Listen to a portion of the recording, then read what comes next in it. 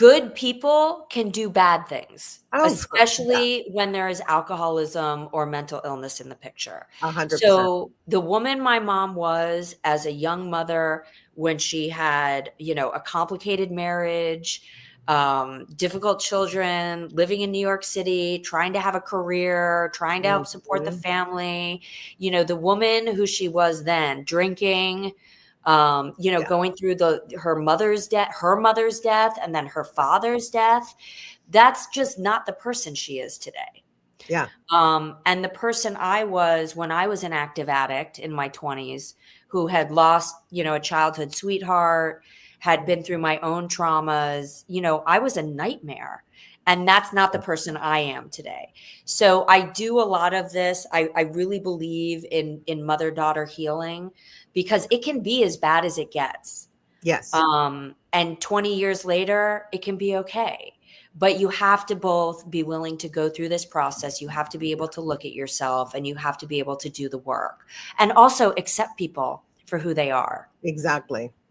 Absolutely. So, how did that time apart help you discover parts of yourself that you had suppressed when you were talking to your mom? Absolutely. So I think, and I bring it back to that state of when you're constantly fighting with somebody, and you're kind of having the same fights over and over and over and over, and you're not like having a lot of new thoughts. And when you stop that, I started to notice the ways, one, I had downplayed my own voice, my own Mhm. needs, in a lot of families, I'm the youngest, I'm a girl. And I grew up, in a different time. We weren't coddled in all the ways. Yeah. So I was responsible for my own needs. I was responsible for my own emotions. I was not allowed to share those with other people Yeah. or inconvenience parents or adults with those things. So suddenly I had the space to be able to reconnect with myself and ask myself questions like, what do I think? What do Right. I want? What do I want to be when I grow up? you know, Right. you Right. like, look, again, I love my mom. I had a very powerful mom growing up.